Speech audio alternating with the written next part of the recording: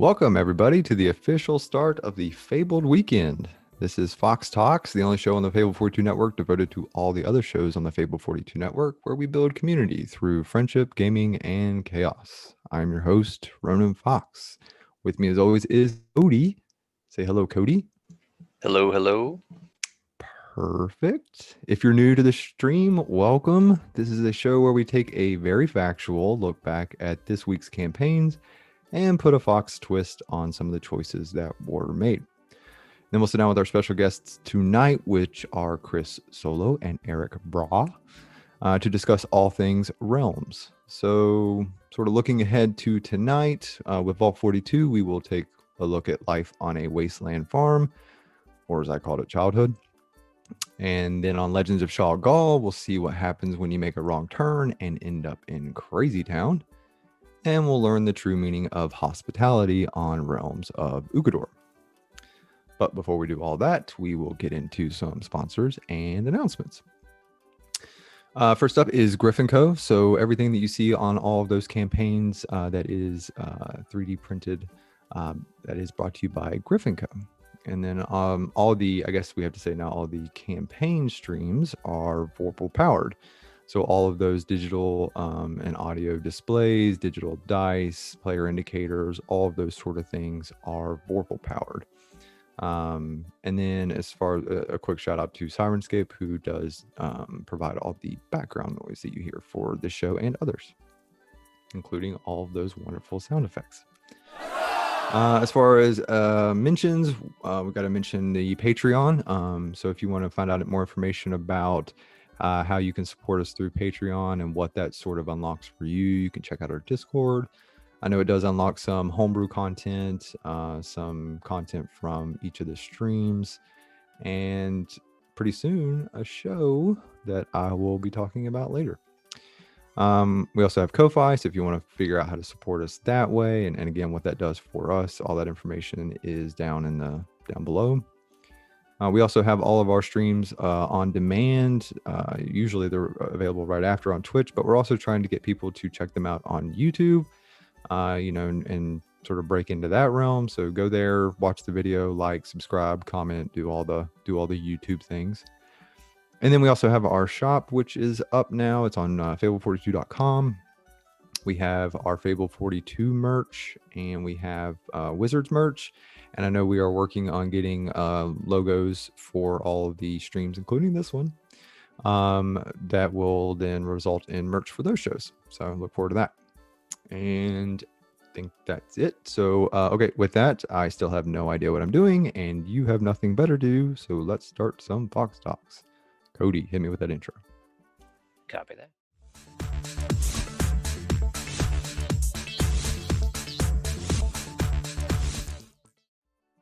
Solid.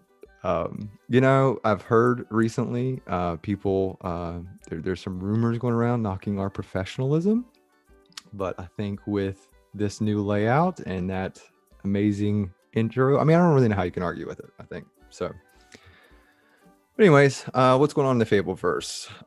Let's see, you got Cantor tonight. So following right after this show, I think that's is that the last Cantor episode? I think that's the last one. So be sure to hang out after that and, wish them a fond farewell on their adventure. We also have a double Wizards on Sunday. Is that live streamed? I don't know. I think it is. Yep. So that'll be live. Thank you. All the voices in the void. So that'll be live. So there's two shows on Sunday. One's at 11 a.m. And the other's at 4 p.m. Pacific. Both of those are Pacific time. So check those out on the channel. I am in the 11 a.m. one, so can't go wrong there. Also, I mentioned the show that is sort of on Patreon or will be soon. I want to talk about it a little bit more of a teaser, but me and Solo are working on this lore of Ugador thing. So we recorded the first couple episodes of that on Wednesday, and it'll be up on the Patreon soon, but I'll kind of let him do the full teaser when he's on the show later. It was definitely a lot of fun, so I'll have get into that. So But I think that's all of the sort of announcements and things. So let's get into the show tonight. Super beard heavy episode. We have the man himself, the DM of Realms, Chris Solo, and the man, the beard, the legend, Erik Braa, who plays Carrick, the Dragonborn fighter on Realms. And as we all know, the Fable 42 campaigns are all about choices that were made. So let's start the run and recap and see how they did. Okay, so first up is going to be Vault 42. We are on episode 4, and it is called The Package Delivered. And if just as a quick recap to the recap, remember they had ended the previous episode basically arriving at the farm which was their destination for the package that Marcus was carrying.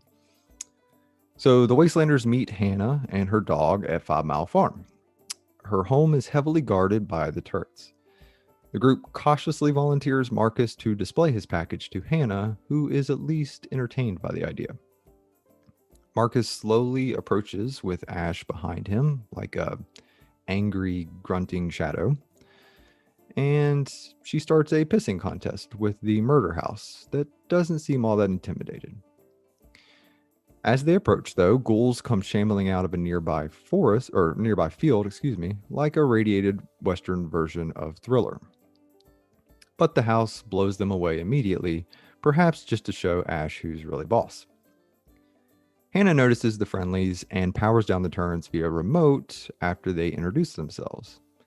Hannah takes a peek at Marcus's package and appears elated, but doesn't go into detail.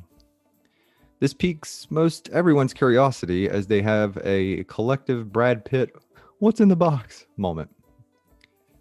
Tipper accidentally short circuits and admits that she is aware of what's in the box, and then tries to lie about it.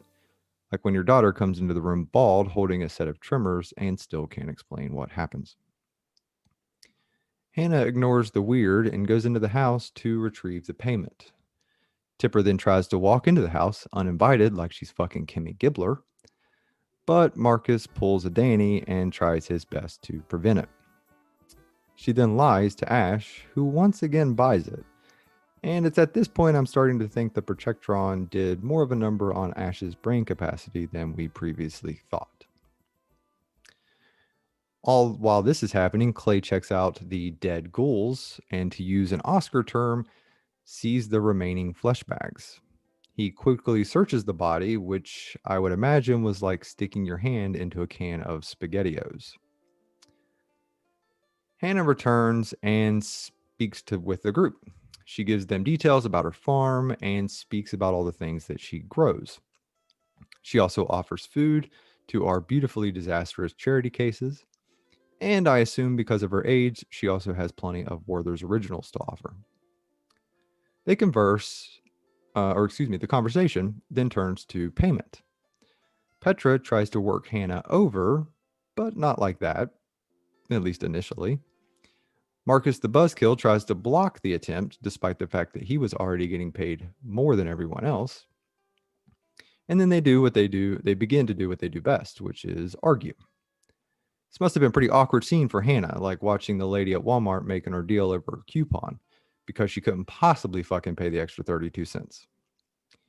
In the end, Hannah gives into the Karens and gives them the extra caps. While this is happening, though, Tipper wanted the package, sees an opportunity. She sneaks off, but immediately is noticed by the dog Vincent. She thinks fast and distracts the dog with a useless bag of meat. Not Marcus, but like an actual bag of meat. This little trip would eventually lead her out back, where she discovers the true meaning of living in the country, in the fact that we don't always have our bathrooms indoors.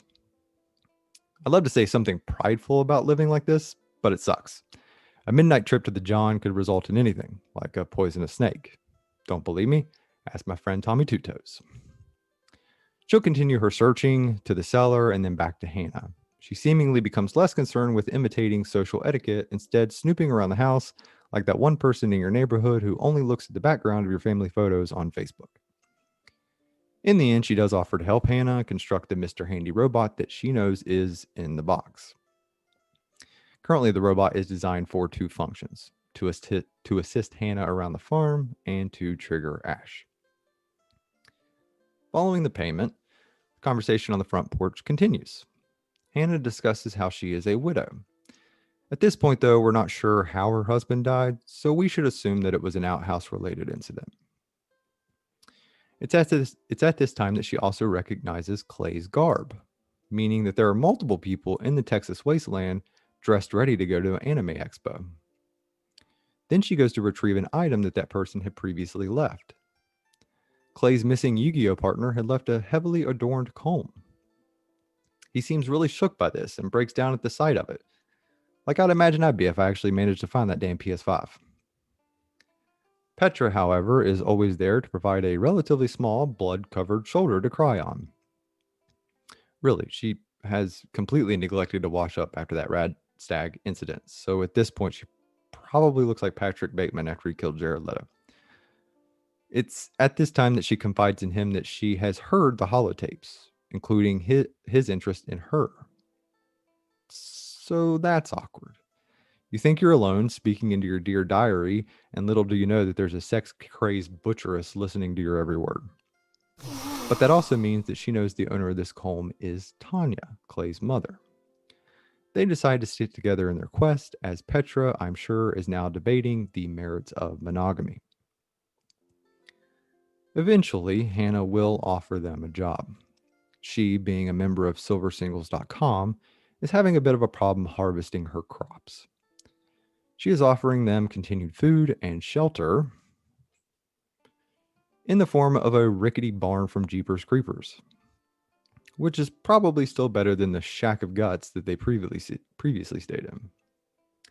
They sort of agree to the terms. It's also about this time that Petra is reminded that she looks like the prom scene from Carrie, but she doesn't seem too bothered by this. Careful, Clay. The chat continues, and once Tipper returns, she does ask about Hannah's husband. Ash interrupts to say that Tipper isn't that smart, which is rich.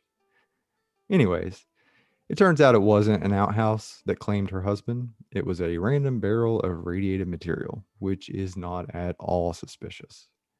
Am I the only one thinking this lady is a Black Widow? Hannah then asks how Rita is doing. Petra, who should have had an intimate understanding of the ins and outs of Rita, remained oddly quiet. They then share a meal together. Tipper once again avoids eating. When questioned, she tells one of her patented ironclad lies, stating that she had ate the raw meat that was given to her earlier by Petra.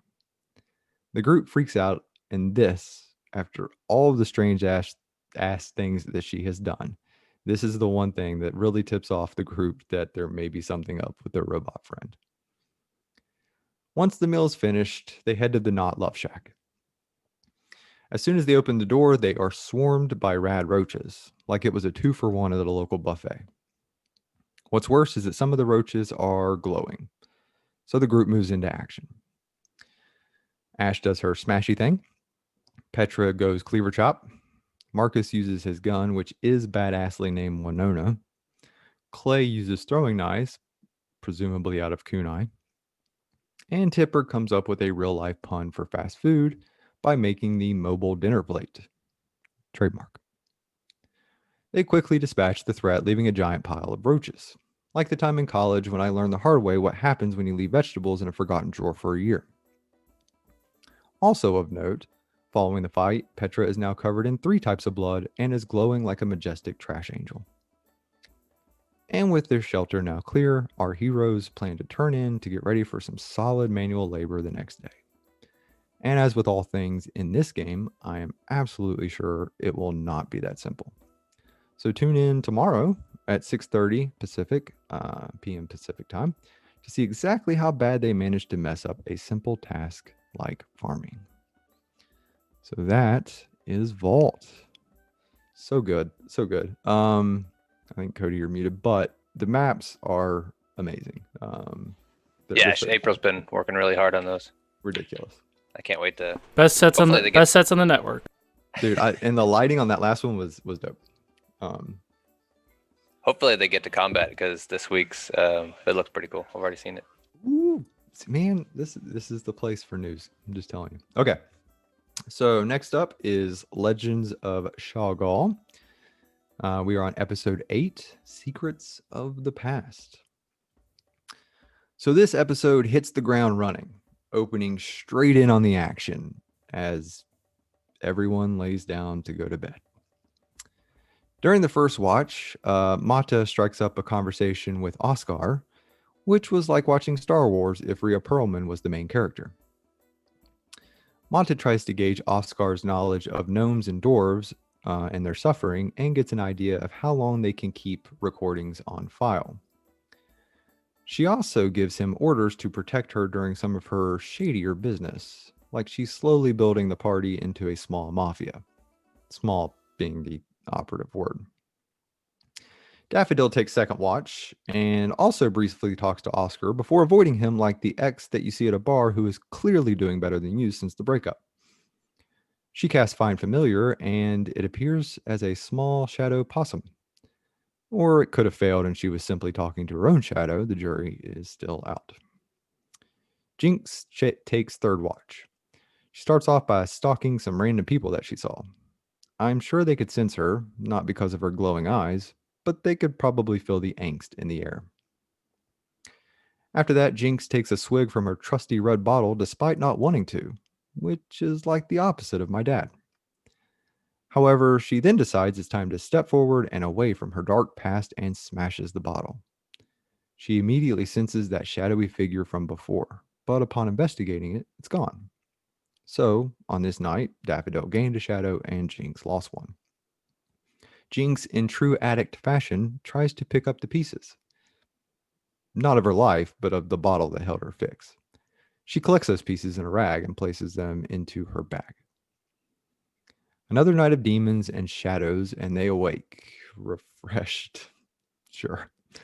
Either way, the following morning, the legends head east after their night of rest, packs, and sharing secrets. During the travel, they see a settlement in the distance, and the discussion somehow lands on a pantsless Jinx, which gives Rex the vapors, and he will need at least 10 Hail Marys and a cold shower. After realizing they will have to head through the town anyways, they decide to stop and get some warmer clothes since they are headed to a glacier. That's right. It's at this point in the trip that they figure out that glaciers are cold and they should have prepared.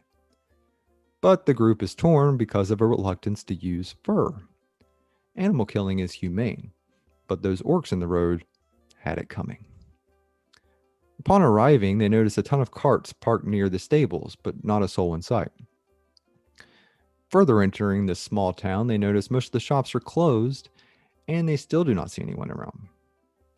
They notice that the only activity is occurring at the tavern, which makes sense because, like many small towns, there's probably nothing better to do than make bad decisions and then try to forget them. Entering the tavern, they seem to have interrupted a town meeting. There are 15 to 20 townsfolk huddled up.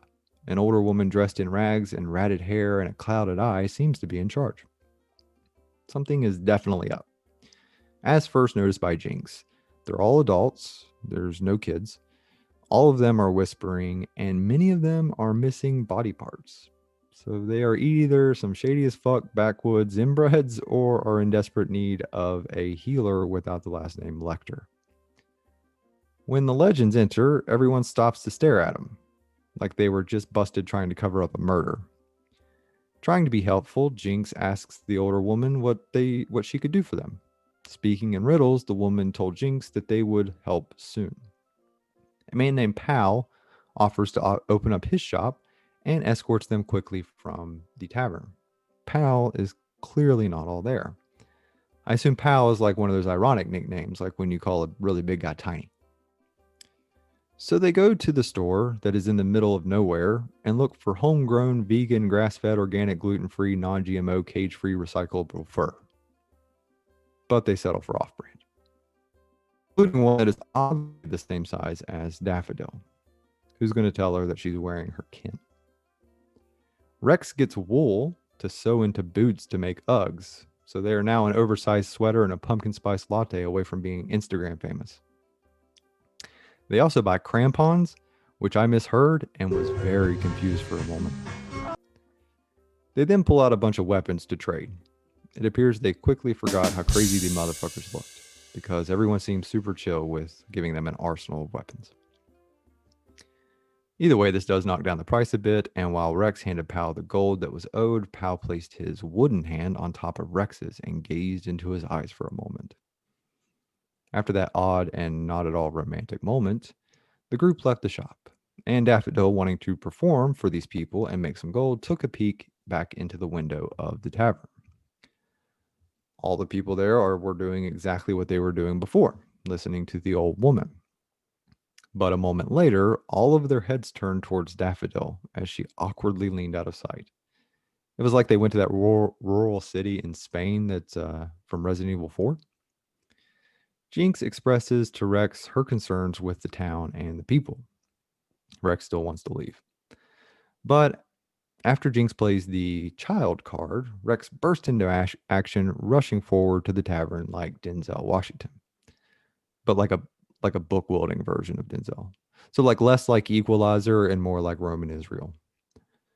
Rex, Oscar, and Jinx rush in, with Mata, Daffodil, and Frizz keeping pace. Rex demands that the lady answer him about some sort of potential curse, which probably made Daffodil drop a few pellets. After a bit of questioning and really only getting riddles back, they really only learn a little bit. Turns out the townsfolk are worshiping a god, and their sacrifices are the reason for the lack of limbs, which makes one wonder how that first conversation went. The group refuses to say the name of the deity they worship, saying it's part of their culture. And I had yet another religion joke here, but my wife vetoed it. I think what they should have done was create another false idol, collect a few hands, and just pieced out. But instead, Daffodil and Mata decided to sneak around the tavern and check it out. The group of zealots seemed pretty chill with the group's movements, and there was this odd sort of standoff where I imagine each group is trying to determine which one was more strange. Daffodil, activating her shadow familiar, sneaks around the bar and noticing a lack of everything. No bottles, kegs, glasses, nothing. And Mata sneaks around and makes her way to the back door. The older woman then tried to peer into Rex's mind, getting some sort of idea that he was connected to what they were connected to. And I'm honestly surprised that she could fit in there with his ego. He bonks her in the face like he was correcting a cat, to which I'm sure turned on Jinx. Rex wasn't giving up that easily, and having sensed magic around 3 individuals in the tavern and magic in the basement, he makes a move towards the door where Mata was. He gets blocked by a woman, the old woman, and I'm tired of calling her the old woman, so I'm going to call her Gretchen now. Frizz says that Gretchen gives him the giblies, but I don't think that means what he thinks that means. Mata manages to sneak by, and while being silently watched by a number of people, tried to unlock the door. It was not a simple lock, however, and she took quite a bit of psychic damage and started losing her hearing. Got it in there. Just saying, every week. There is another standoff, and the tavern patrons just sit there and stare at the legends blankly without all their hands and shit. It was like mannequins following a Black Friday sale. Rex then uses his secret technique, studying. He may one day be all-powerful, but he will forever be a dork. He remembered a children's tale about the Logantalk Mountains and pale ones snatching kids and taking their hands and eyes from them. And after forming some conclusions, Rex decided to head out of the tavern and leave this strange town behind. Everyone followed suit, but not before Shadow Daffodil smells the room. It's as you would expect. It's dusty, it's musty, it's all of the usties. The familiar is then instructed to slip under the door. Mata tried to pick. Daffodil immediately loses contact with the shadow. The group quickly tucks tail. They hightail. They take their tails and leave. After leaving the village by Toby Cart, Mata asks Daffodil about the shadow that she had seen.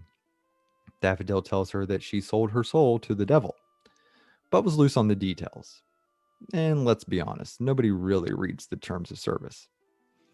And unless you're Jordan, he reads that shit.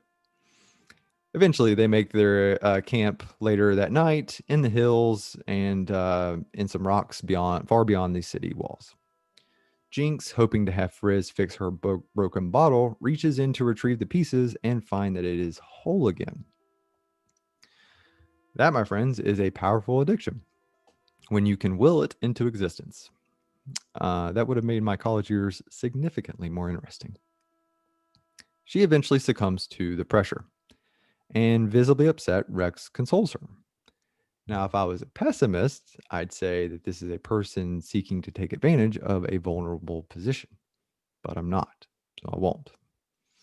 I'm kidding. Of course, it was a sweet moment. They shared an intimate embrace, and that is essentially where the episode ends. It ends like it began, with the group trying to lay down to take a rest. So to see, I guess, the next leg of this journey, right? So this was just sort of a hiccup on their way to that glacier. They are now clothed and ready, sort of, I guess, to hopefully make it to where they need to be. So we will see that, and that will take place on Monday. Okay, so we have one more, and of course, we got the realms of Ukador. So we are on chapter, I wrote 16. Yeah, we're on chapter 16. And it is called Honored Guests. And I'm going to take a drink first. Oh, this would be a good time to tell you you've been muted. Shut up. Well, then they're just going to have to read lips. I'm not doing all this again. All right. So just as a little recap to the recap.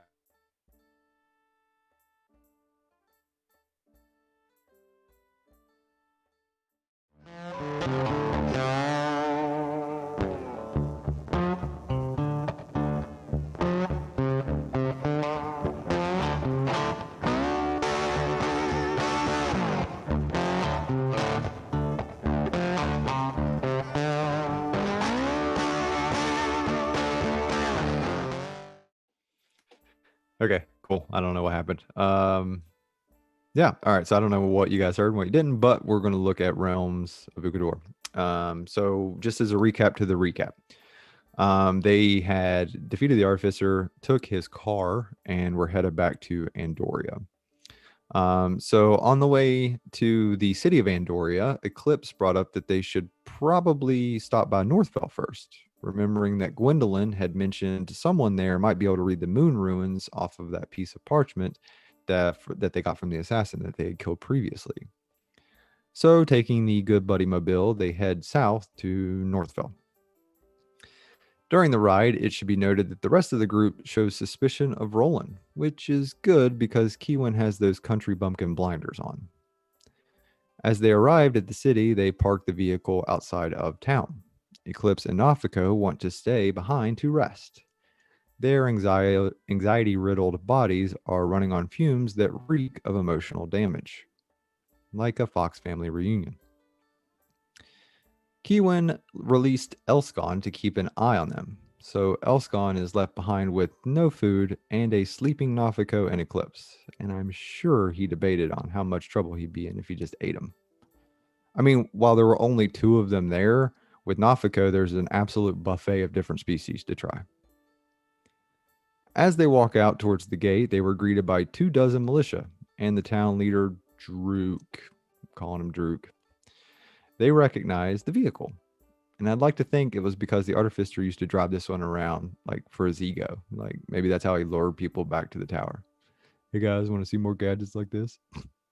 I don't know. With arrows pointed at the group, Drook ordered them to give their purpose that they had for being at his town.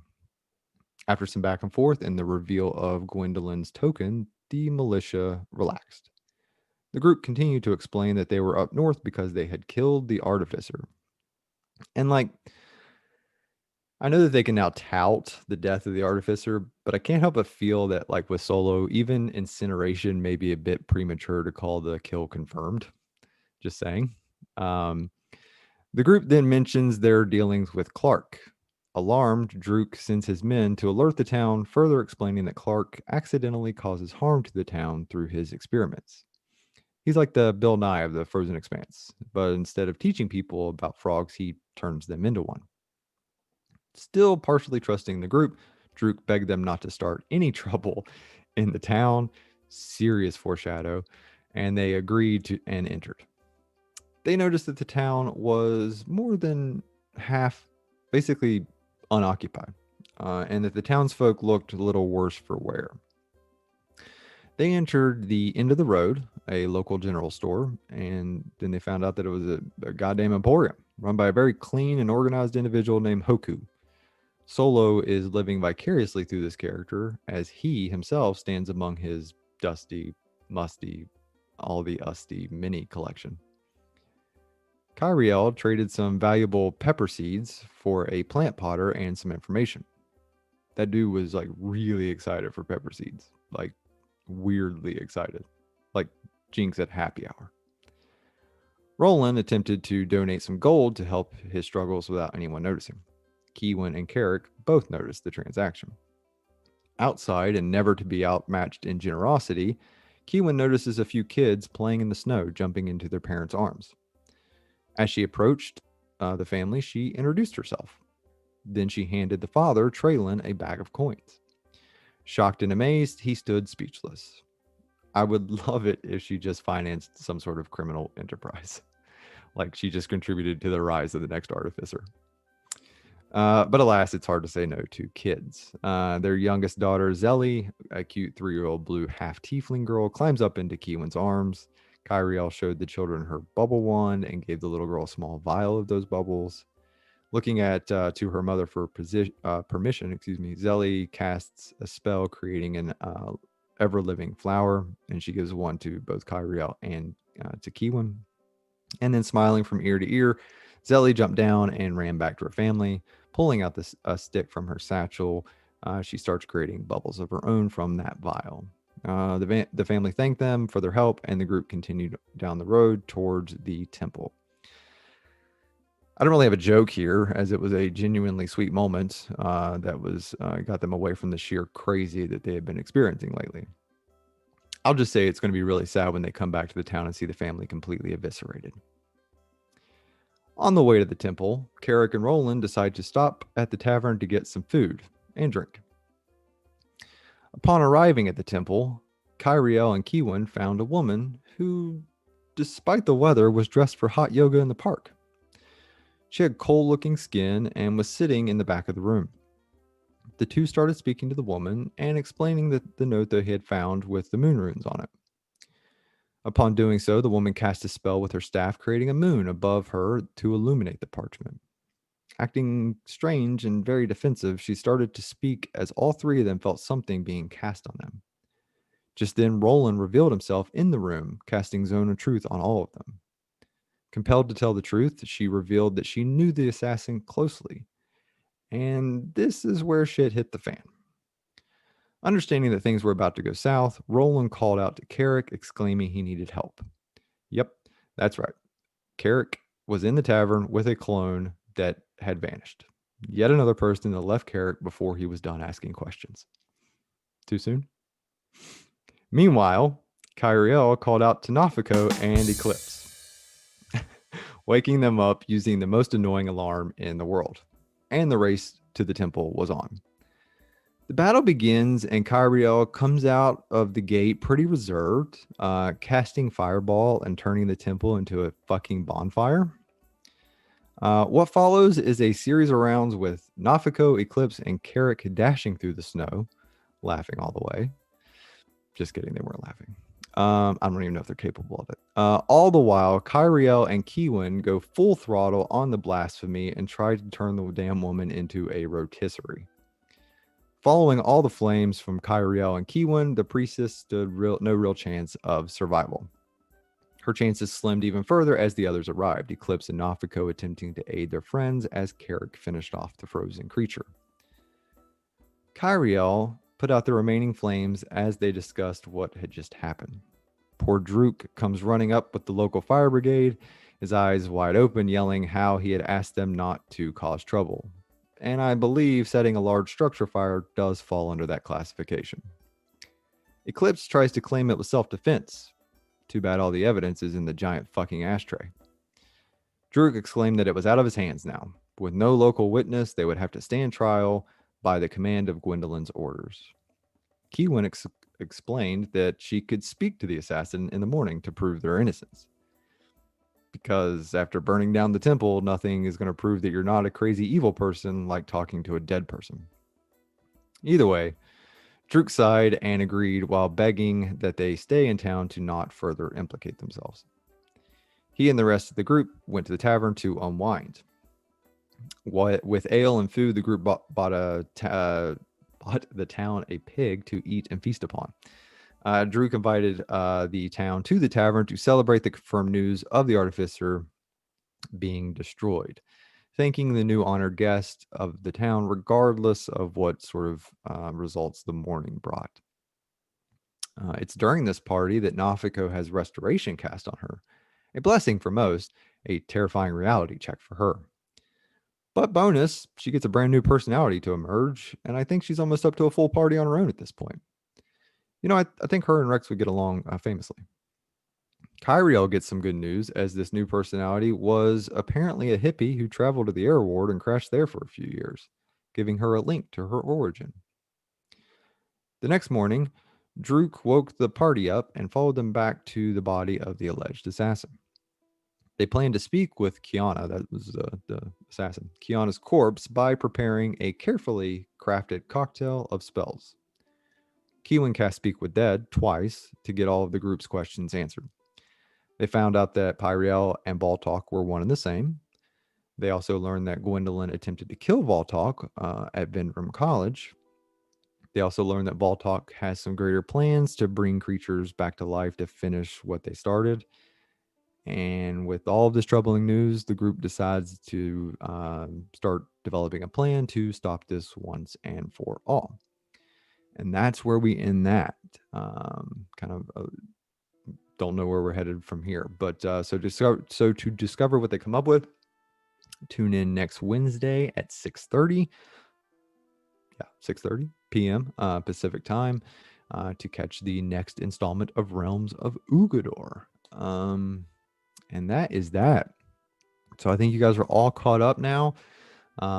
So we will go ahead and take a little mid-show giveaway. I'll get there in a second. Mid-show break. And let me get something to drink real fast, and then we'll be back with our guests. So go ahead and enter raffle for that mid-show giveaway, and we will see you soon.